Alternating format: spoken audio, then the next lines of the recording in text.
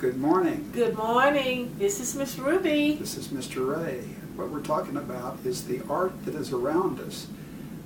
Deep inside us, there is something that compels us, even 40,000 years ago, to look at form, to color, to drawing representations of what is important to ourselves.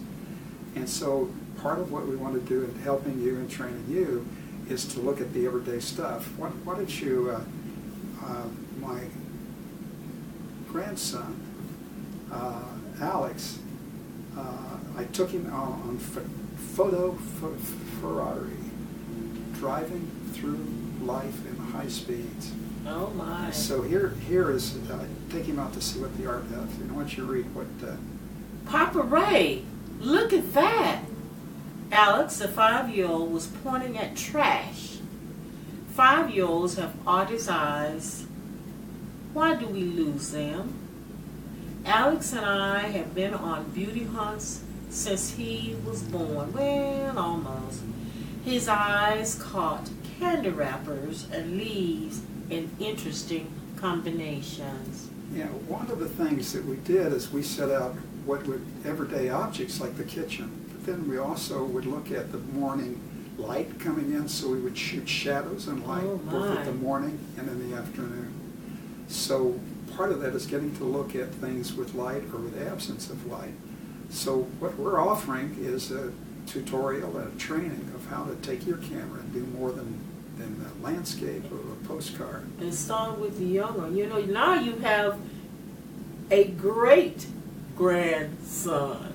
Well, he's going to get the same rough treatment. So we're going to have to start him off, which he's 3, and taking lessons. So he's going into art as well. Also, I want Mr. Z to get used to playing, and I think you've already said that, like have him put on. Oh, wow. Sunglasses. He already has Mr. Hollywood.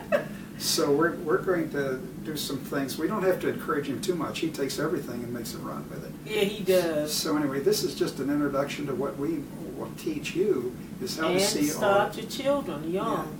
Yeah, it's important to start the children. So this is a way for you to start seeing the art around you and use it in your own house.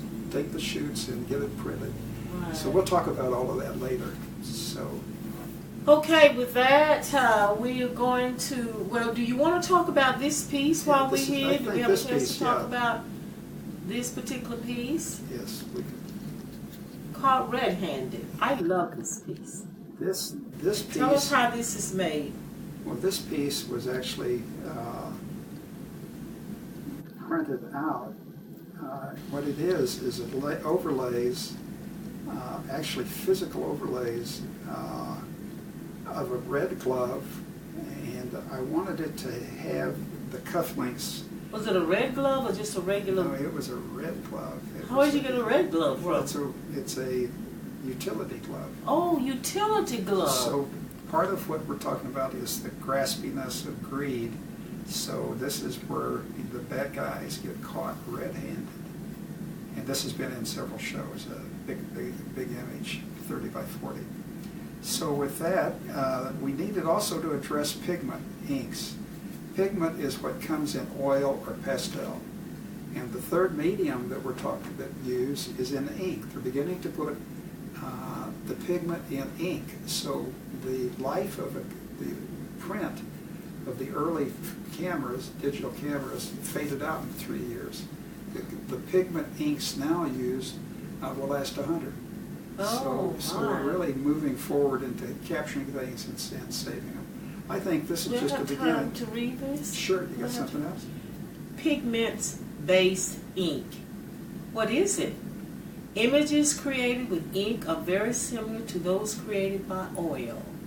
They both produce brilliantly colored images. Pigments are substances like rocks and plants that have natural colors. They are reduced to powders or liquids, which are then mixed with either oil or ink. Ink used for your art has the best non-fade rating of 100 years or more. It also has the widest color gamut for the richest colors. So with that colorful explanation, we are going to say so long. And we'll talk to you later by Art Inspirations by Ray Payne.